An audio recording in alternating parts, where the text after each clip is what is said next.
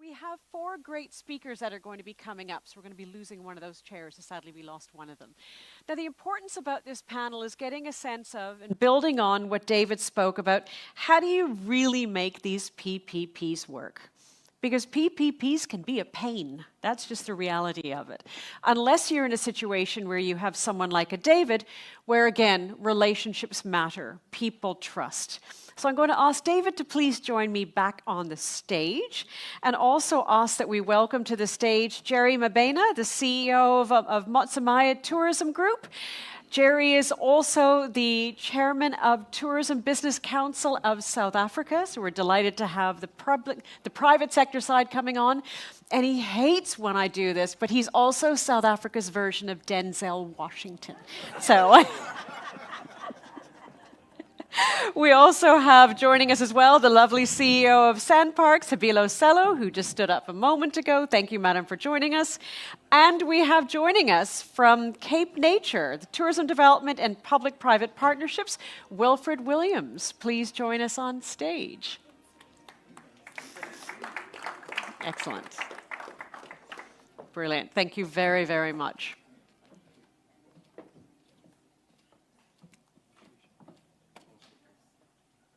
So we're going to spend the next about 45 minutes just having a little bit of a conversation about how do we really make these conversations work?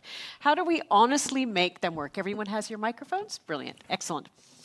So, to begin with, I think what's really important here, and the nice thing about a session like this, is that we can get personal. And that's the nature of investment. You're investing, someone's nervous. That's the nature of relationships. It's when you're working with people that you can trust, that you can call in the middle of the night when there's an emergency. Now, I have to tell a small story. One of the reasons why I'm such a fan of David Green is something that mortified. Actually, I've done 2 of these in my life with you.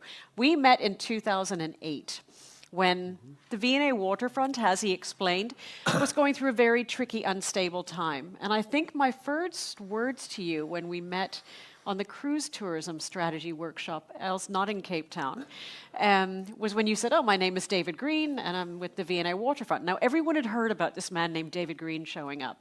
And I think my first words to you were, so you're the Messiah, because it was David was going to fix everything. And he's taken on his job with such personal conviction and joy, as you can see from what he's done. And for David, it's the epitome of God is in the detail. It's those little things that matter. And I think David is an absolute star, especially at Christmas time. Because when I lived here, I was walking towards the V&A, and for those that have been to the V&A, you know that the flagpole becomes a magnificent Christmas tree every year. Absolutely glorious.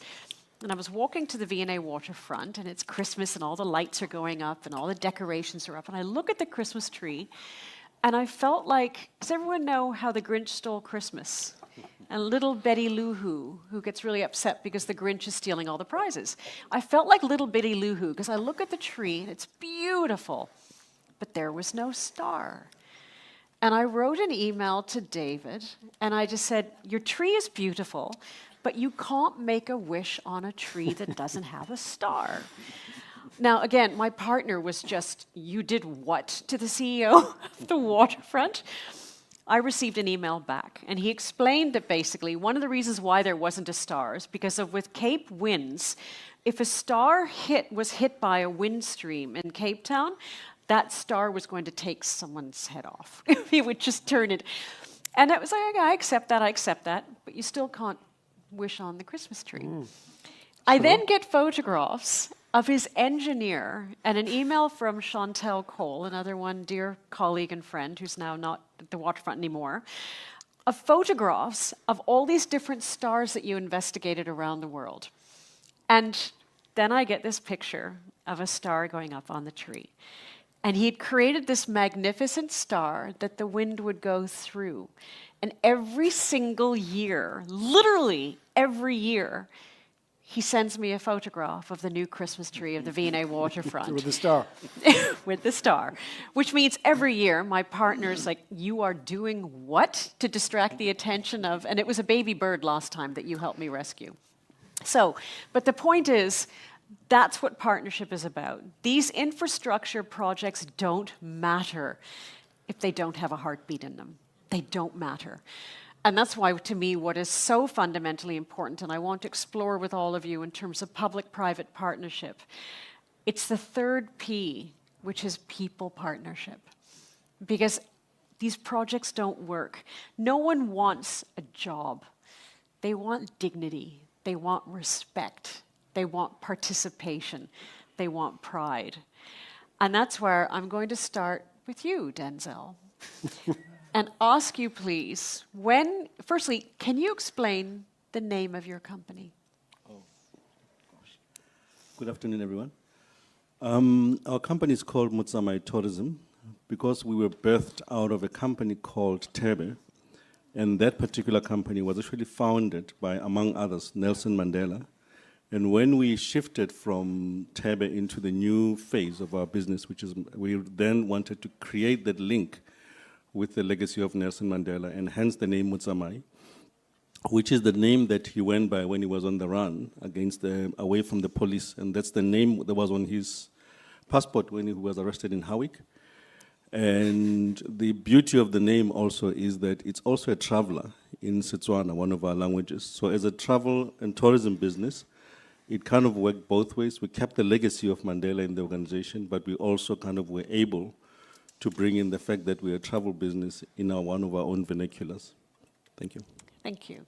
Now, I've known you since we were corporate babies, effectively. And you have always been adamant that any project you do fundamentally must involve the local community, or you don't want the investors' money. Talk to us about that, please, and how it impacted how you then created this group and the projects. I wanted to be a doctor, but I wasn't clever enough.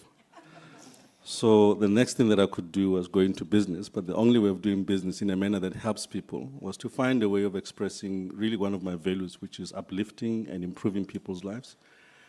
And then I had the joy or the privilege of working for organizations that allow me to give expression to that. I mean, the first organization was Kagiso, which was a black-owned investment firm, which was also based on the ethos of giving back to communities. And the second one was Tebe.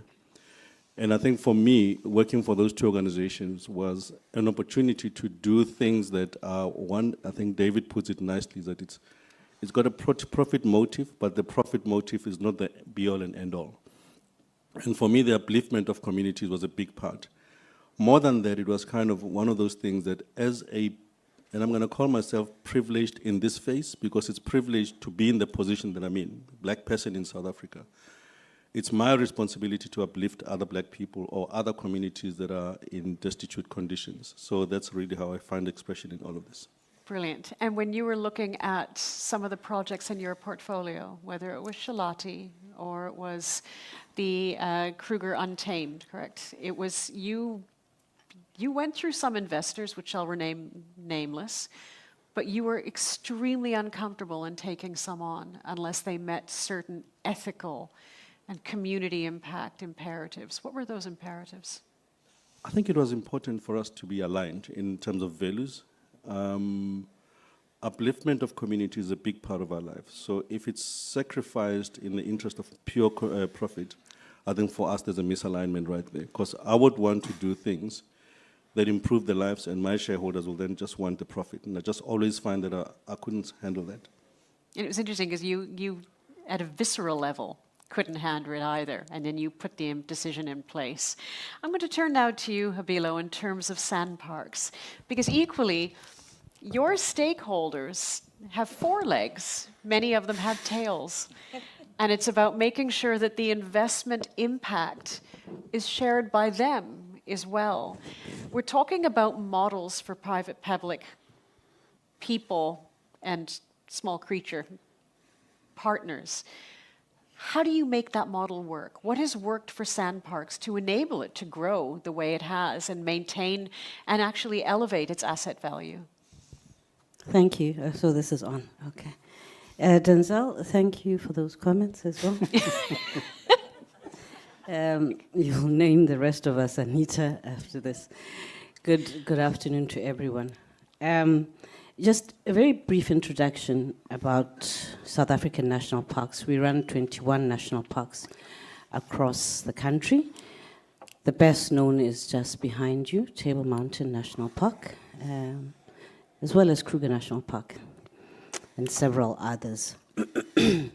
We have 70 public-private partnerships operating in these parks in the form of lodges, restaurants, activities, which activities, for example, the cable car that you see moving up and down Table Mountain National Park is also a triple P.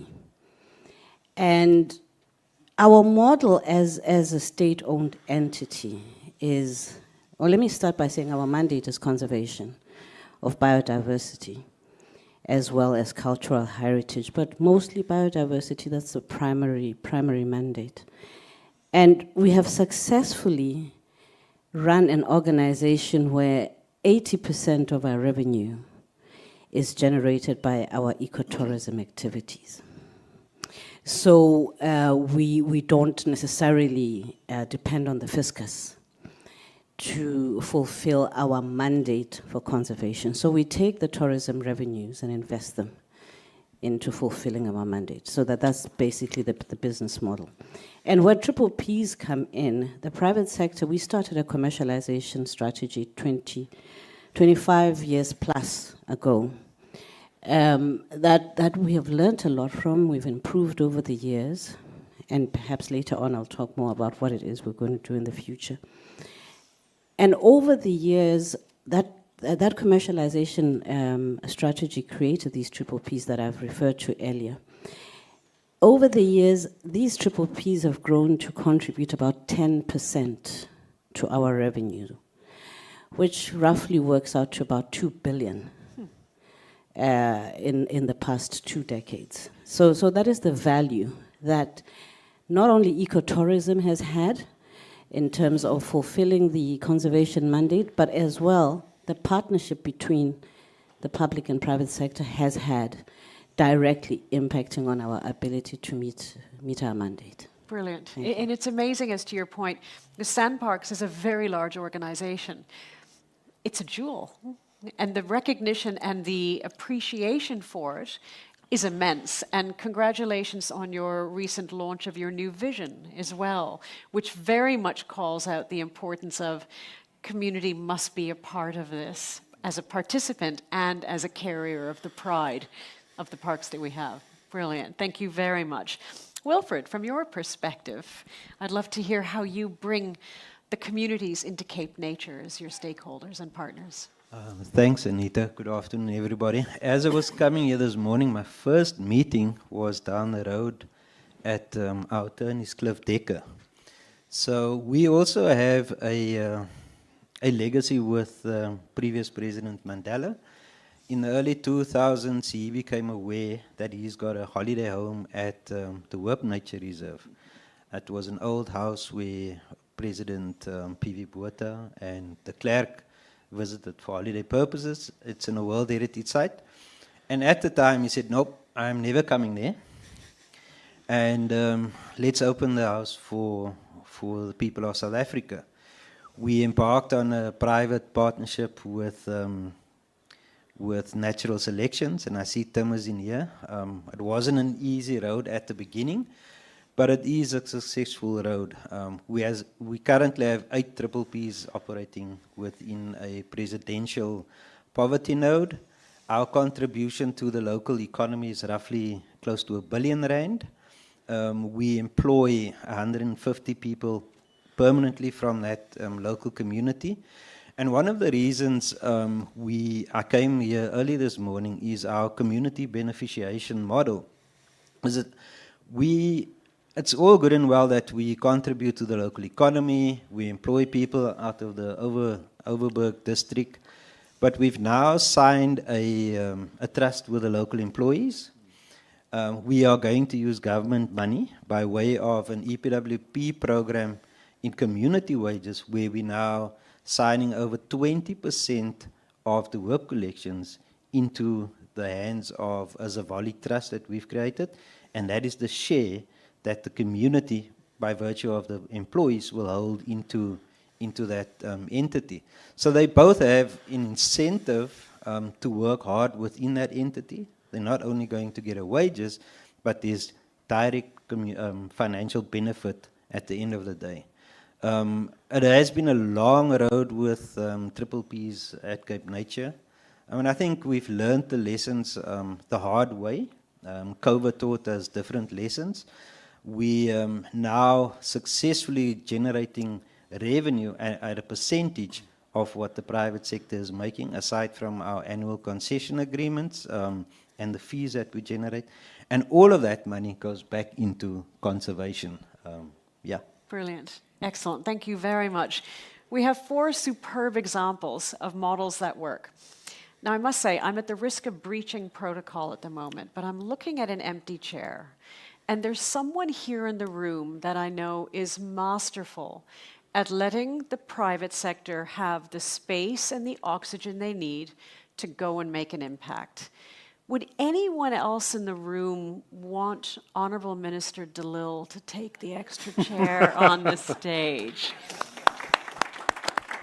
Please join us. Thank you. Because I think what's really important, and why specifically, Honourable Minister, I was very keen on, we can actually pass that down, on your joining us, is that it's something that David tapped in on. Cape Town, South Africa, Kruger, the Winelands, etc., absolutely, we have enormous, enormous pull for international visitors. A huge amount comes in.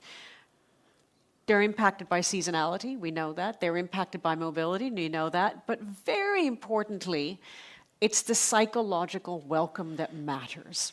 And we remember the old days of the V&A, before David was there, when the V&A was born, and it was a spectacular new tourism attraction. But it was felt to be a lily-white attraction for international visitors. And it's not just about saying you are welcome. It's making people feel welcome. And that's why, to me, the V&A has always been a stage for South Africa to be celebrated by whomever. And that's why I loved your stats about almost a 50-50 in terms of appreciation. Yep. Honourable Minister, and I'd get everyone's point of view, that you can't create a partnership unless someone feels valued. What have we learned about making sure that as much as we welcome the world, we welcome the world to what the locals must consider part of their home? What can you share from your perspective on that? Thank you very much. Certainly, you don't want the locals just to tell their stories. It's important.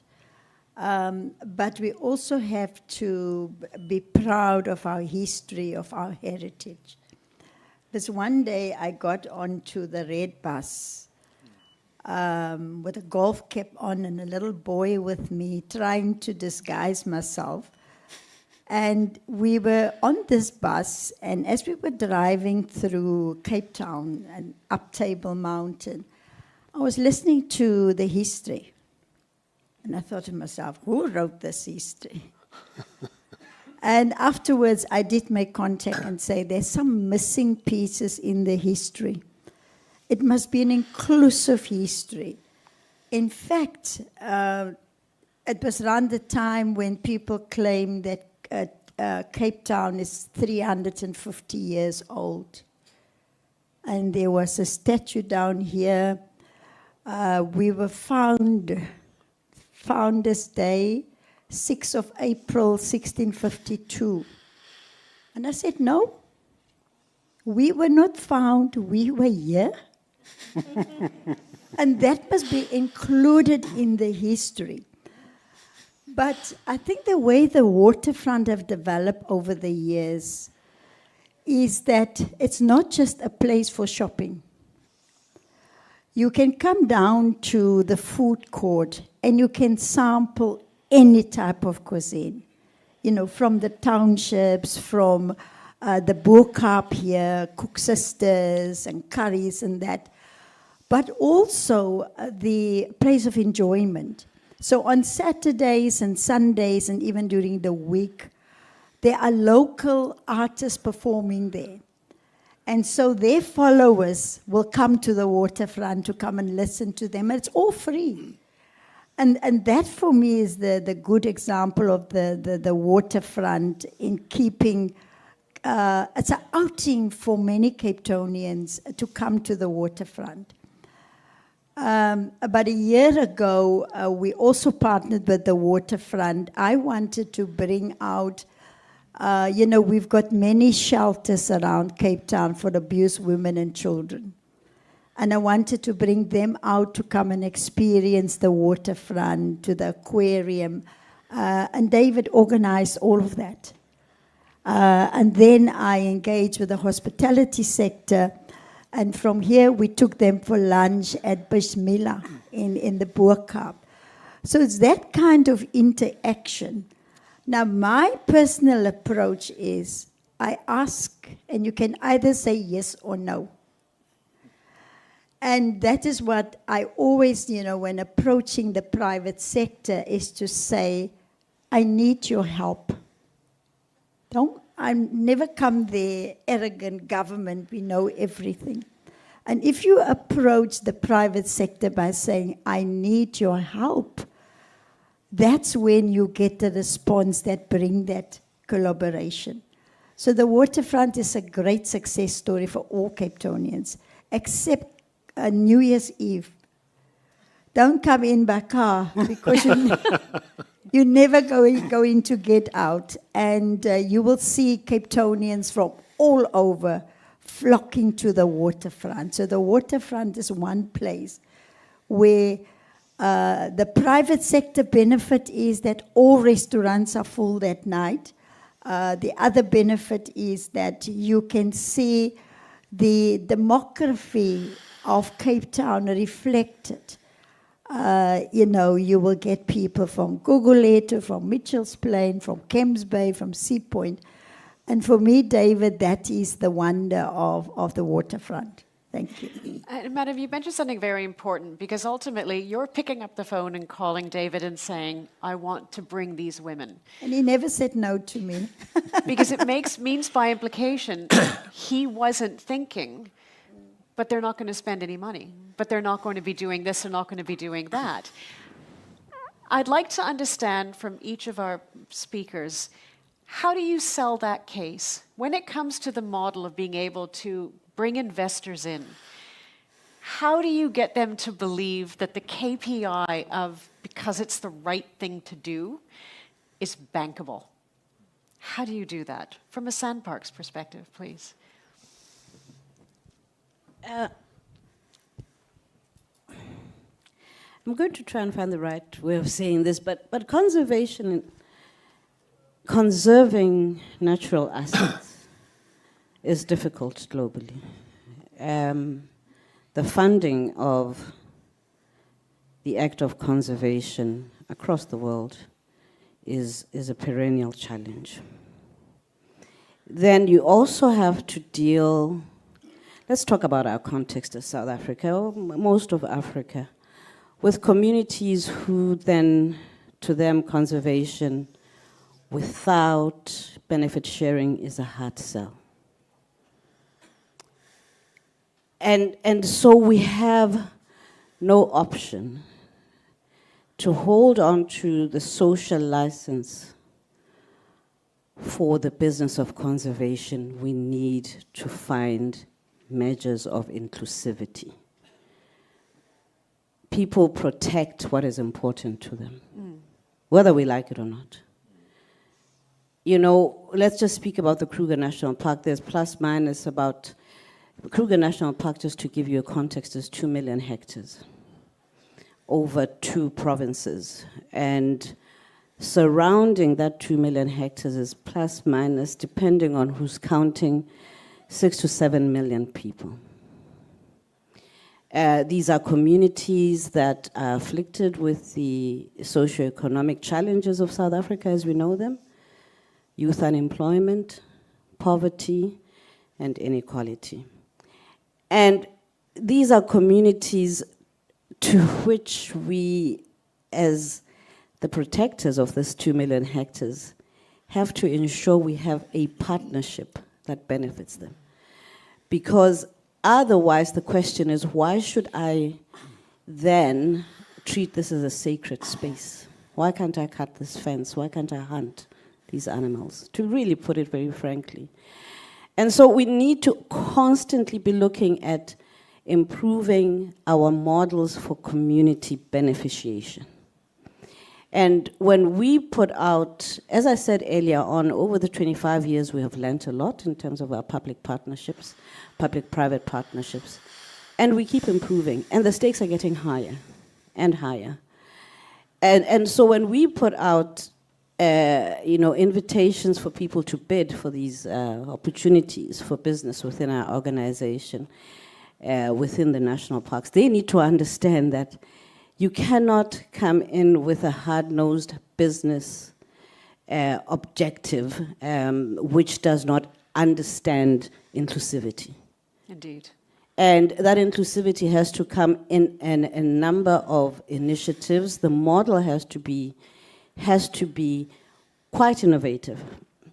Because in the past, what we have done in this country, generally when we talk about transformation, is we've had a tendency to window dress. So we need to see proper equity ownership, so equity participation in the business. We also need to see employment opportunities, and I'm not just talking at laborer level, senior management, and those people should be employed from the communities, from the neighboring communities, at least within a 100-kilometer radius. And we need to see the creation of partnerships with small to medium-sized businesses from these communities, either partnerships or enterprise and supply development programs. And what is also critical for me, and I'll go back to the employment element in enterprise and supply development, is we can't transform and break the cycle of poverty and low economic growth unless we transfer skills into communities. So when we talk about communities having shareholding, it is not about just dividend flow, because that is the danger. We can do a whole Mother Teresa, almost charity type of approach where all they receive is dividend flows, which is good, everybody loves money. But at the end of the day, if they, as recipients, are not learning new skills that they can then use to replicate in other businesses, then we are really creating a crisis. So essentially, Anita, what I've just tried to do is encapsulate our ethos towards transformation and triple Ps within SANParks. You raise an interesting point that goes to our last leaders dialogue as well, in terms of it need not be the front line of tourism. It could be the supply chains, the value chains that link to it that go through. Because I think, and this is where it goes back to what the Honourable Minister was saying, that participation must feel dignified and proud and genuine and opening up opportunity, which means by implication, people within that radius, Kruger is theirs. That's why they're protecting the rhinos. Those are their children as well. Otherwise, it is easier to cut the fence and provide the horns for someone who's going to pay for it. It's an interesting equation, that. So we're going to push this through a little bit. And Wilfred, 60 seconds from your perspective. I want to add to that, and that's why we use the term relevance, so that our communities and businesses in those communities can understand why we do, I call it PPMs, and we've replaced the last P with the M, calling it a marriage. Because our triple P, our agreements are 45 years in total for the 8 agreements. And initially, when we engaged on this process, everybody thought there's something for us in the pie, and we can get a slice of it. But the expanded benefit for our local businesses and the communities is far-reaching in the way that the better or the more improved our product is on the reserve, the better they will do financially. And a simple example is that one of our partners decided to outsource the laundry services to a small laundry in Breytenbach. And the laundry couldn't cope because of the volume of work. William Stevens then said to the owner, let's go into a partnership. We'll buy a laundry from you. We'll expand the business to the extent that they do all the hospitals, the 2 hostel schools in that community and the surrounding towns. So that kind of benefit, experience, and all of those that the private sector has goes to those local communities as well. And it's been a tremendous successful story for us to tell. Interesting. And again, going back into how do you make that attraction work through those supply chains? I'm curious, Honourable Minister, if I were to say to you that, shame, David's not going to be staying with us as CEO next year. This is fictitious, just for clarity as he gives me a look. And you had to brief in the new CEO. What would you share with the new CEO of the V&A Waterfront about how to successfully work with government in a really good, solid PPP? What would your advice be? Just before we answer you, we've got a very important person in this room that is representing rural tourism. But 2 years ago, started a website for all small towns and villages and townships, tourism to come together. His name is Ron McKenzie. And I would like you also to engage with him around rural tourism because there's great, great opportunity. But first of all, a new CEO for the waterfront, I want to be part of the interview panel. It's a good point, actually. Yes. We laugh, but it's a good point. But I would like to see, or I would tell the panel that the kind of person that we need is to build on what we have achieved. And then design the future for the waterfront to continue with the same values, inclusivity, keeping communities together. But it's also important that there be a good relationship between the waterfront and local government. I don't know if Mayor Jordan Lewis is still here, because the benefits and the spin-offs from the waterfront is enjoyed by the economy of Cape Town. It's a major contributor. So I will not advise government to fight with the waterfront because they're such a big contributor to that. And it must be a person that really loves Cape Town. It took us about 5 years to, in terms of marketing Cape Town around the world, to say to the rest of the world, you all come to Johannesburg to do business and then you leave, or you go for a safari. Come down to Cape Town. And it was Tim Harris and myself that traveled around the world to sell Cape Town very aggressively. So Cape Town is also a classic example of the impact of tourism. With the economic growth here, it's because of tourism. Tourism makes a big contribution to the growth of the city of Cape Town and indeed the whole province.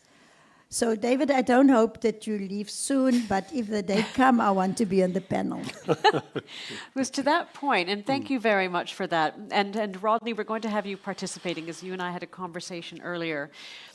David is leaving because he's actually taking over the CEO role of Motsamayi Tourism. So my question is, because some people have to go back to Hollywood. Hollywood is calling. It's just happening. What would your advice be to David, or what would your instruction be to David to take over the group and to do it in a way that remains absolutely intact with the principles behind it? Forgot that I used to use the microphone. I actually wouldn't have anything to give to David for the work that he's done here, and to look at David's values and his effort to make the entire thing more inclusive. I think he would fit in nicely The only thing that he must learn to have a meeting in a marula tree or a mopane tree. I think that's probably the only advice, is that the conversations that we have are not boardroom conversations. You cannot have IRR of 18% or ROE of 20%. The communities want to know, will my child get a job? Will I have a job? Does this project give us opportunities to grow? It's a really basic, elementary things, and we need to find a way of translating them back to the investment community. And I think that's been the big challenge for me, is to stop speaking English and speak community. And I think that is a very, very difficult language to speak. If you can speak that, David, you'll do fine. I must say, I think you pretty much captured the soundbite of the panel with that. And it's an important point, because it is that engagement. And that's where, Honourable Minister, when we make the case for investment, I'm not sure if many remember when it was pre-COVID. It's amazing how it's a bookmark in our timelines. And Honourable Minister Balala I think I just lost my battery. My batteries have just dropped. Honourable Minister Balala, who was the Minister of Tourism of Kenya's wildlife and tourism, obviously, they had the massive ivory cull. Do you remember they had that massive ivory burn in Kenya? And he came out with a spectacular soundbite and saying, every elephant is worth 70 times more alive than dead. So burn the ivory. Get rid of it, because that's not where the wealth comes from. And it almost feels as if we need to make those equations, those cases, like when it was said many years ago that tourism is South Africa's new gold. People can get it. Even if they're not doing it, they can get it. They can see the value. And to be able to translate that, as you said, for every investment we make in this camp, your child will go to school that much longer. It's that we have to be able to be clear, what's in it for me at a local level, which is really important.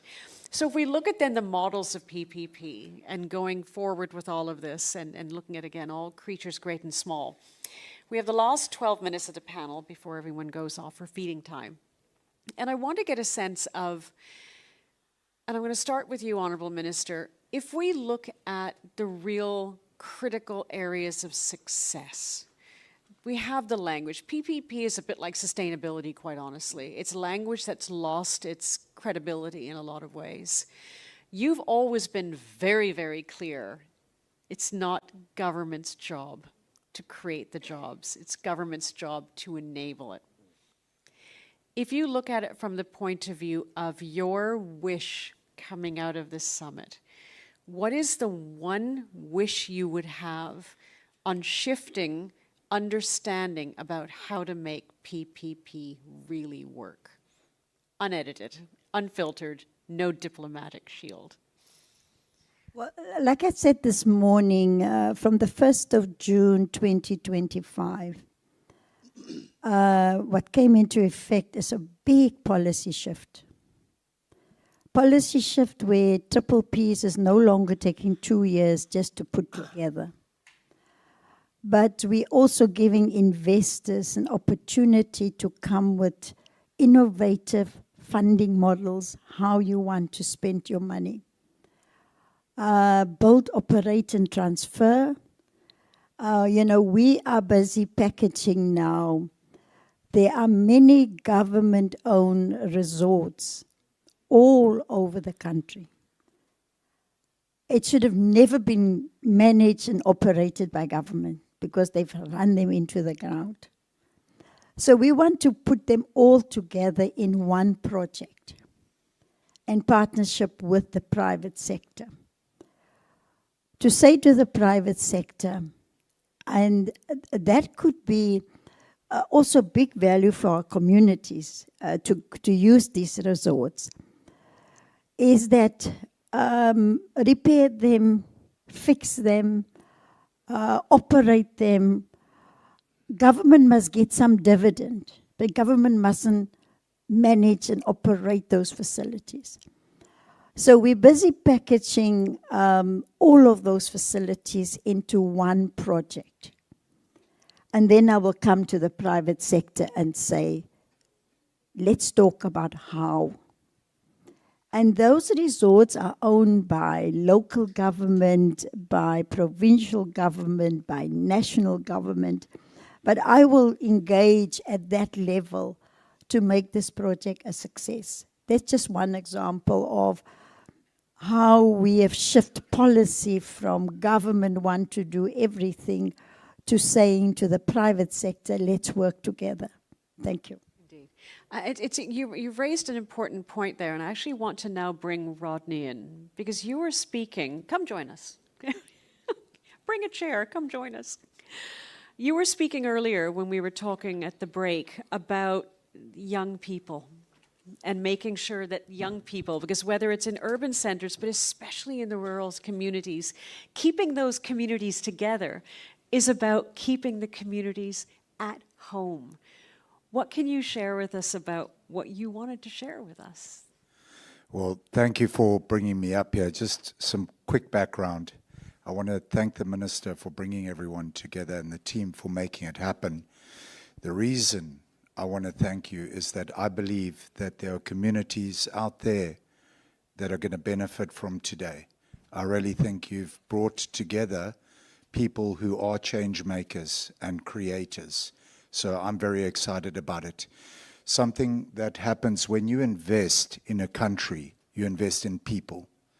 And South Africa's people are more beautiful than its scenery. And it might sound fluffy, but it's true. We have wonderful people. It's often lost in the bad news. There's always going to be bad news, but we have wonderful people. And leading into that, I was at Colin Bell's new Gwegwe Beach Lodge in the Eastern Cape recently. And afterwards, or during the stay, I interviewed some of the staff that was there. And we both know Asanda, a.k.a. Aquaman. I was chatting to him and I said, what does Gwegwe mean to you? And he said, it's given me the ability to dream. And I almost fell off my chair because I just wouldn't have thought about that. And some of the other people that I spoke to, in getting to your question, said to me that they used to have to commute hundreds of kilometers and hardly ever go home. And now they work near there and they're dreaming of opening their homestays and the community is benefiting. Brilliant. Thank you very much. On top of that, and sorry, thank you. On top of that, and counting down time-wise, like I did in the last session, I want us to focus on next year. We have a year to make an impact. We have a year to come back together. What would all of your wishes be in terms of what we see as a focus next year to make sure that this G20 legacy project, this summit, continues to be a return on not only investment financially, but return on image, return on innovation, return on inspiration, return on participation? How do we do that? What would you want to see? I think we should just focus on getting 10 million international visitors into South Africa and more than 50 million traveling domestically, and do everything that it takes to do that. We need new products, we need better infrastructure, but more than that, we need to upgrade our people. And what would be priority number one? I think right now it's actually scary that all of them are important, because the infrastructure, you can't move unless the infrastructure is right. You can't get the infrastructure right unless the people are right. So it's a bit like one of those things. You've got to push it both ways. And I think it goes back to, we need to learn the language of community. David. Yeah, look, I think the format and the conversations are the right conversations. I think what I would add is, I think don't underestimate in public-private partnerships the need to give leaders the freedom and flexibility to lead and be well supported by their board. And I think as an industry, we need more sort of experienced, trained leaders to create these environments, and boards that are supportive of that. I think it seems to me it's one of the success comes when you allow leaders to lead. And I'm very privileged. I enjoy my job every day because I have that privilege. And you can get some successes. But if we're financially constrained, if we're over-bureaucratized, if we're over-governed, It's frustrating, So I think it would be about picking up leadership within the industry and structuring the industry, PPPs, to deliver all the wonderful things that can be done. And it goes to what you were saying about the boundaries of influence. Yep. So you don't usually give me the chance to speak. It goes to the boundaries of influence. And this is where, Madam, it was exactly what you've always said. This is what government needs to do. This is what private sector needs to do. But to actually map it, to actually make it clear, this is what my expectations are, this is what my expectations are of you, just makes it easier to deliver, ultimately, because there's an understanding of common objectives, but shared responsibility in different areas. From your perspective, Wilfred. Minister alluded to it very early this morning, is for government to continue to improve on creating the efficiencies around that enabling environment. We've got to make it easy for the private sector to work with government, to invest in the properties that we have. Ultimately, government is not in the business of running and operating and managing tourism facilities. Yes, we do have an access mandate for our local communities, and sometimes the private sector is unaffordable, but we've got to strike that balance between the product that we are able to manage ourselves versus creating that enabling environment for the private sector. I think it's vitally important. We don't have the money. I think we're better off spending our money on the social investments that we must make in the country, health, education, etc. Brilliant. And Hapiloe, from your perspective. Anita, remind me the question again. I mean, really what's happening is this is such a fascinating topic for some of us, and we're really very engaged. So with every point that's being made, one is storing that. So you're saying the legacy within the next year. Okay. Can I tell a little story? Absolutely. Okay, sure. Well, firstly, we want to see an expansion of the network of investors within our national parks. We need to increase that. We have, give or take, about, I said we've got 70 concessions in our national parks. We have about another 100 in the pipeline. And people need to know this, investors need to know this. And while we're speaking community, how do we then ensure that communities benefit and participate in this pipeline? And one of the problems or one of the hurdles that we find is that of access to finance. And where we sit, we're saying to the private sector, how can you come on board to support these particularly small and medium-sized entrepreneurs in the communities to fully take advantage of these opportunities? Remember, from our side, we provide the opportunities, and our mandate can only get to a certain point, but we need to then create these very healthy partnerships to ensure that things come to fruition. Yes. Access to finance, access to markets, access to skills. Brilliant. Thank you very much. Now, you had a very interesting suggestion for next year. Please, will you share? Well, just, I think before that, if AI continues, maybe we can just replicate this panel as one of the wishes. But in terms of a practical one, I think it would be fascinating if next year we could have community champions and people that are actually part of these upliftment programs that have done so well, the Sanders of the world, that are here. So that might be part of, you asked a question, how do we get investors to feel that reality of what they're doing and make that a KPI, meet the real people? That would be wonderful, and maybe a 2-day event. But it's an interesting point, because it's not talking about them who will benefit. Bring them here. Let them tell the stories of how their lives have changed. And I loved your principle about the enablement to dream. Hope is like a battery pack. And when it's charged up, the impact that can have is huge, and that becomes contagious in the best of ways. Brilliant. So, Madam, to you, what are you wanting to see from your private sector partners next year to really make this work going forward? How are you wanting them to support you?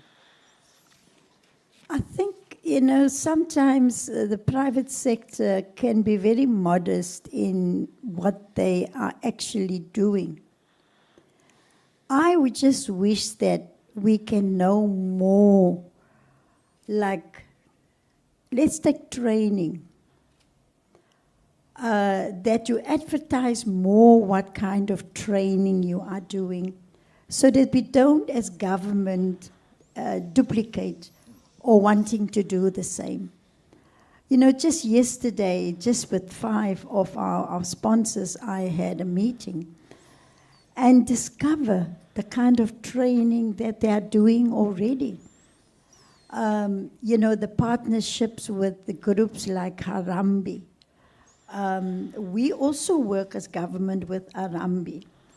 And then if we know what training you offer in the private sector, so please advertise a bit more so that we can latch onto that and instead of reinventing the wheel. Also, the skills levy that is spent by the SETAs, which in our country, I think that the private sector must play a more prominent role. It's your levy that you are paying, and you must together design the skills needed, the demand-led skills. Because a lot of the young people that go to the SETAs for training, they sit without a job. And I would like to see more from the private sector in terms of earn and learn. And what I'm prepared to do from tourism side, in the service sector, starting from the 1st of April, is to say to the private sector, I will pay the stipend for that person to come and learn in your facility for a year, so that they learn and they earn at the same time. And I really want to upscale that in the next 3 financial years. What we've done with SANParks, we built a dinosaur interpretation center inside SANParks. I went to go and hand it over to them for operation. And I said, what is your fee structure? Well, how much are you going to charge the communities to come in here? And I said to the CEO, no, I don't like your fee structure. For the first 6 months, make it free so that we drive up the demand. And the CEO agreed, and within a month or 2, with more than 18,000 visitors there. Goodness. And that is the kind of partnership that I would like to engage with the private sector.